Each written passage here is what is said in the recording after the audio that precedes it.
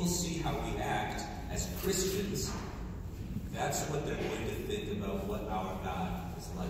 When people see how we act, they see how God acts. That's what it means to be a Christian. And that's why in the gospel, Jesus calls us to something more than the normal standard of conduct among human beings. He doesn't just say, be nice and get along. He says, even sinners love those who love them. Even sinners do good to those who do good to them. Even sinners lend to those who can pay them back. Jesus calls us to a different standard. Love your enemies. Pray for those who mistreat you. Do good to those who don't do good to you. Give expecting nothing back. And in the gospel, he says that there's a different reward for people who simply lend to those who they expect to get their money back from, and those who follow this higher standard. He says, sinners get paid back the same amount they gave. But he says to us who follow this higher standard, you shall be children of the Most High, and your reward will be great. In other words, you're not going to get the same amount back that you put in. You're getting back a lot more. And it doesn't include just what we get for ourselves as a reward from God, but we also get to share that with other people because, like we said, when people see how we act, they're going to figure out how it is that God acts. And so when we show how God truly acts by going way beyond the normal standard of conduct, we're going to draw people towards God, draw people into His church, draw people to salvation, to join the family of faith to which we belong. One of the most difficult commands that God gives, that Jesus gives to us as part of this higher way of living to which we're all called, is when He says, love your enemies and do good to those who hate you. And there's a principle that applies here. Those who have been wronged most severely are also capable of they also have the greatest power to show God's merciful love. Those who have been wronged most gravely have the greatest power to show God's merciful love by forgiving. Because the greater the offense, the greater is the forgiveness that forgives that offense.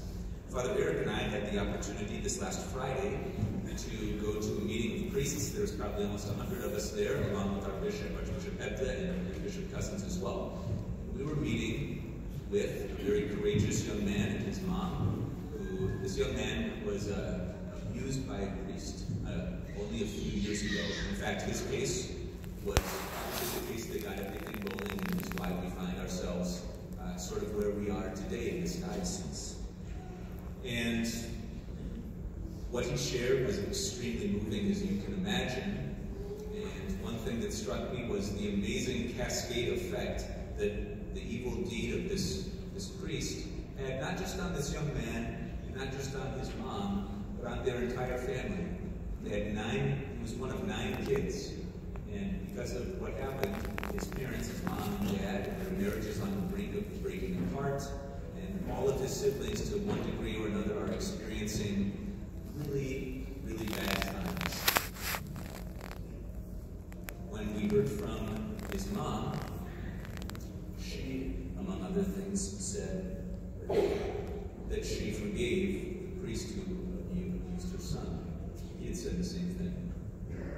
And I thought to myself, only this young man and only his mom, only his family, they're the only ones who really have the ability to forgive in a way that anybody would take seriously. They're the only ones who can say, I still practice my faith despite what happened to me. In fact, the mom said, I never doubted that this wasn't about the Catholic Church. This was about people in the church who had done evil things and who needed to be held accountable. But she said, my faith in the church was really never challenged, even though it was the most difficult by far thing that she's ever gone through, and is still going through, and will probably go through for the rest of her life, because she and her son and her family have experienced a life-defining tragedy, which will be with them always. And yet, she has this ability from her position, and the son does as well, to say, despite all of this, I'm remaining faithful to Jesus Christ, and I'm remaining faithful to His few months ago, Brother Eric and I preached about the sort of situation that we're in, and I said we should not leave Jesus just because we encounter a Judas. Just as the other disciples didn't leave after Judas betrayed Jesus, we should not leave Jesus as well. But that only means so much coming from a priest. I myself have not been a victim like this young man was. I haven't gone through those things that he has. So he and his mom and his family are in this unique position by their forgiveness to show God's merciful love in a way that few of us can. The more we've been hurt, the greater the power of the forgiveness which we can give. In fact, the mom said that because of her testimony, and she shared her story with many other people, even though it's extremely hard for her to do, she's helped many other people from deciding to leave the church. Because she can say to them, if I'm not leaving, how can you leave who haven't even been directly affected by this? And that's powerful. And she's the only one who can really get away with saying that. And yet she is, in that case, the spiritual image bearer of God, like St. Paul said in the second reading. She bears the image of the spiritual. She bears the image of God. And she shows the people what God is like by offering that forgiveness.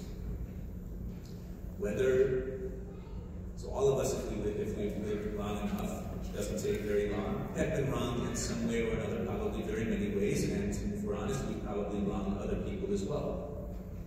Whether we've been hurt gravely by somebody else, or just hurt in a significant way, as many of us I'm sure have in various ways, today Jesus calls us through the gospel to forgive, and probably even to call to mind during this Mass, and I would encourage all of us to do, perhaps a specific person who wronged us in a very significant way, whatever that might be, to renew our forgiveness towards them, or if we've never forgiven them, to decide today, it's important for me to forgive them so that I can show what God's love is like. And to ask Jesus, Lord, please help me to forgive. If this mom, if her son can forgive this priest what he did, can't I find it in my heart to forgive this person who has wronged me as well?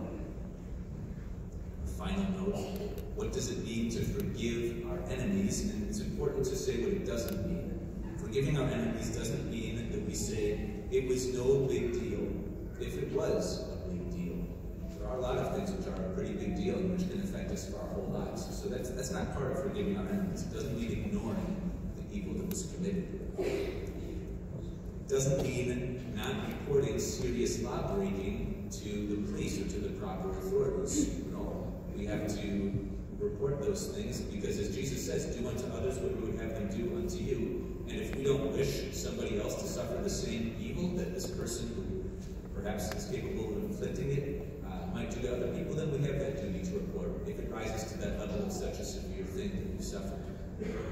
Forgiving our enemies also doesn't mean spending time with someone who might be a threat to us, or someone who just immediately brings us down like that. There are some situations where reconciliation is possible and where friendships can be restored. In many situations this is possible, and that's what we need to strive for as Christians, to restore and to heal, to pray for that reconciliation. In some cases it's simply not possible, like in the case of this young man, that relationship will never be healed.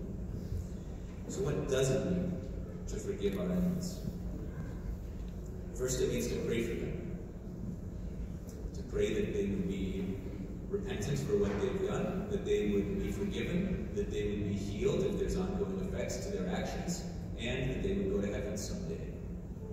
It means to forgive them, and if possible, like I said a second ago, to seek reconciliation, to be reconciled, especially with people in our families. It's so sad how many times, for reasons that sometimes we remember very clearly, other times for reasons we can't even remember at all, we find ourselves estranged from people.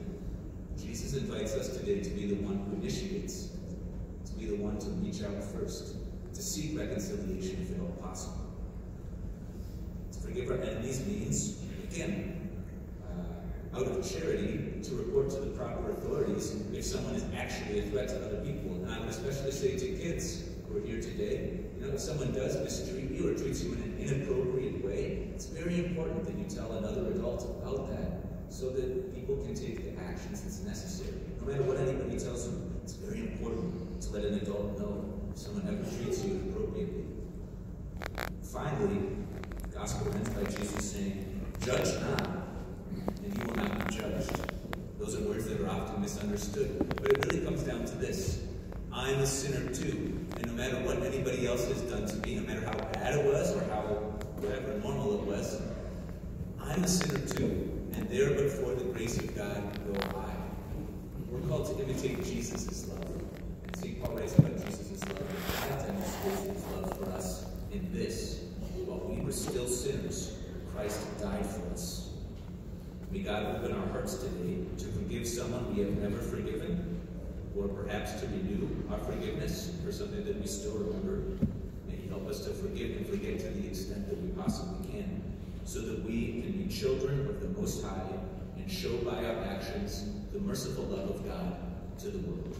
In the name of the Father, and the Son, and the Holy Spirit.